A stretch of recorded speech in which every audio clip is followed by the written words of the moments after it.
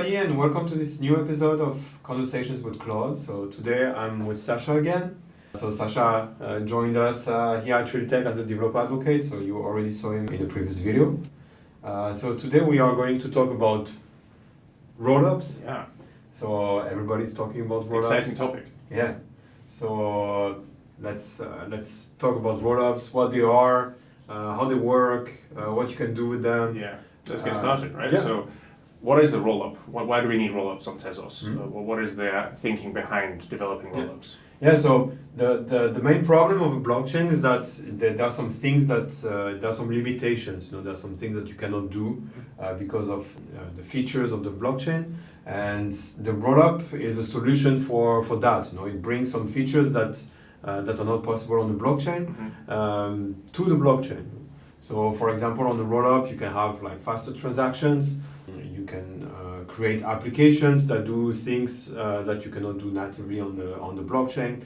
For example, games, you can have a whole game running in the rollup.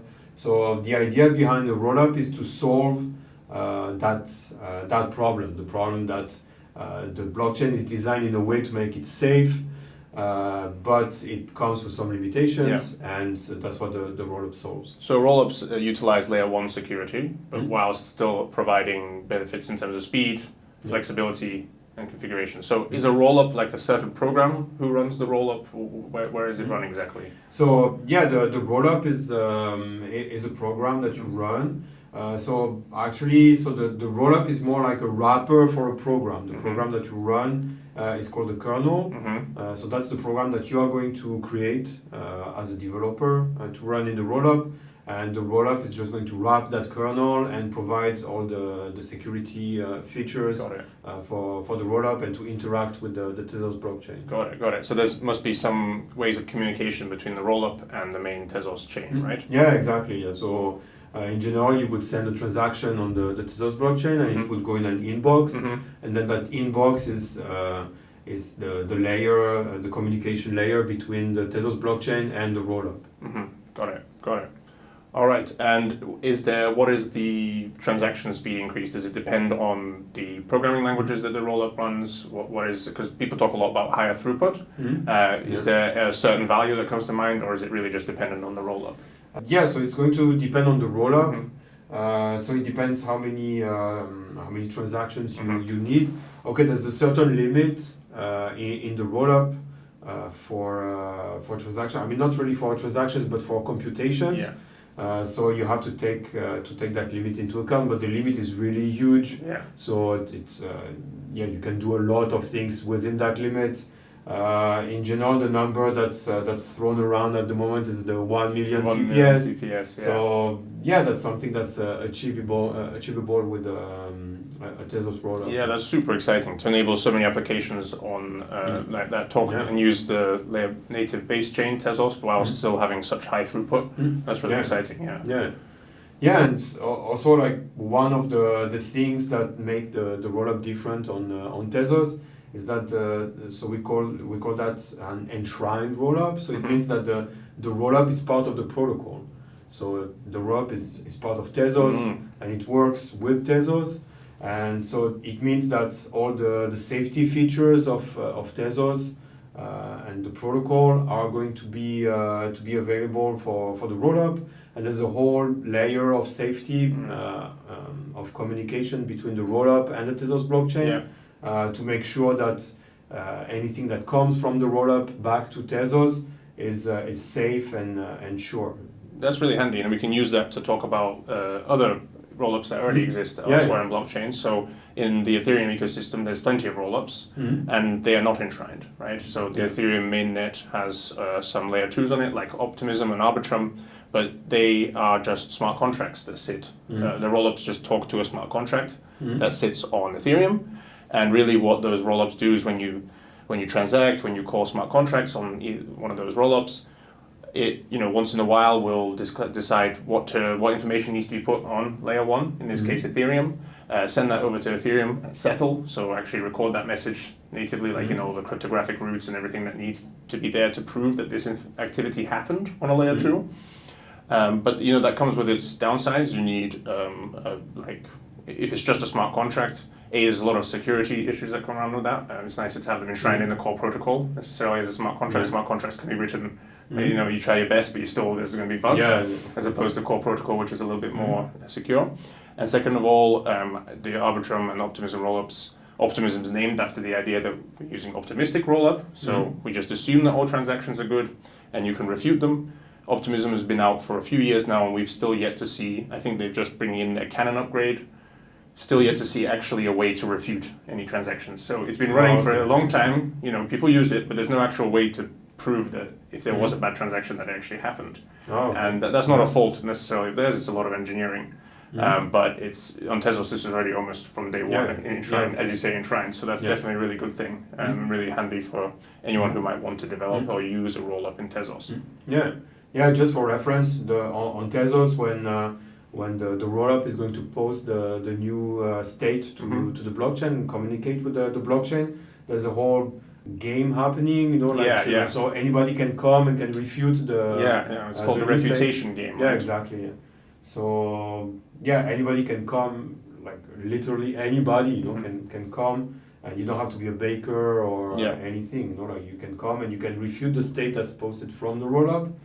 Then there's a certain period to wait, but it's possible for any party in the Tezos ecosystem to refute the state from the rollup, and it looks like on Ethereum it's not the case. Absolutely, and there's only one centralized sequencer for Optimism and one centralized sequencer for Arbitrum, so there's no way of actually knowing. You have to send it and hope that sequencer, which just takes the messages and decides what's important to put on layer 1, if it decides to be down, something goes wrong, then layer 2s have gone down before for that reason. And actually that's a huge problem, right? We want to decentralize, we want to be able to, like in Tezos, for anyone to come and refute and not cause all the rollups that are running important applications, maybe DeFi or fun things like games, to just go down because of that, right? So it does seem to be a much better way of doing it in Tezos. It's a safer way to do it. Much safer. At least you can be sure that the data that comes back to the blockchain is safe and verifiable. I think it brings us to the subject of the EVM. At the moment there are some efforts in the Tezos ecosystem to create a special rollup that's called an EVM rollup. Maybe you want to explain quickly what's an EVM rollup? I think, absolutely. It would be a short one because it's quite straightforward from the name. So as you described before, a rollup is a type of program that someone can interact with, and it will utilize the security of Tezos. In this case, the real main aim of it's easier to just understand it from a practical point of view. EVM stands for Ethereum Virtual Machine, and that's the virtual machine that powers all the core protocol over an Ethereum ecosystem. So that's calling contracts, that's storing, that's doing hashes, whatever. What that means is, if you have a rollup that is EVM compatible, what that means is someone from the Ethereum ecosystem who has all their smart contracts written in Solidity could just come across and use all the tools that they're used to, MetaMask, Hardhat for compilation, Foundry, all these other things, developer environments. And all they got to do is change the RPC endpoint, like you do if you want to connect to a new chain, and change it to the EVM rollup, and all of a sudden you are now deploying contracts on the EVM rollup without having to change anything at all. So from a developer experience point of view, it's fantastic.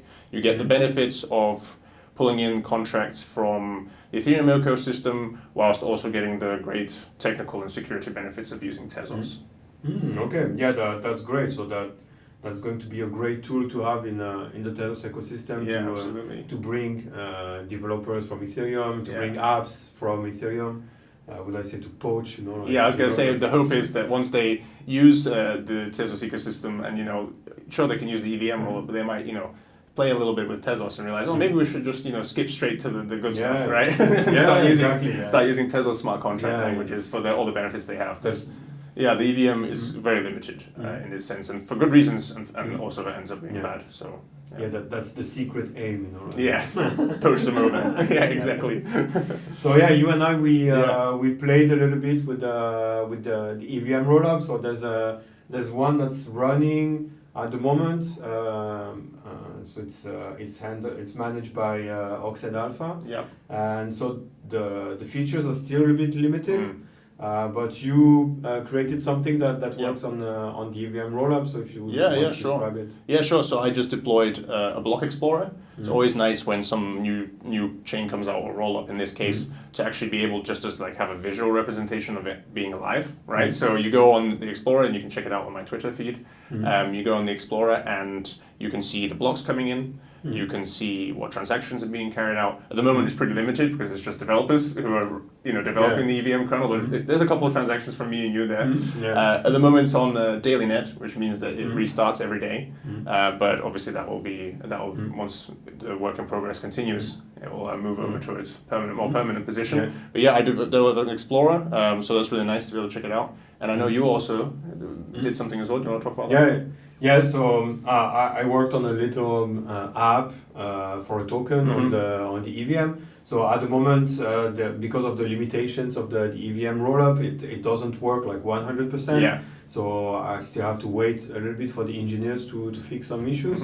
But hopefully it's going to be public very soon. Cool. Yeah, maybe I have a last question for you. Like, is there any application that you would be very excited to see coming from Ethereum on an EVM rollup on Tezos?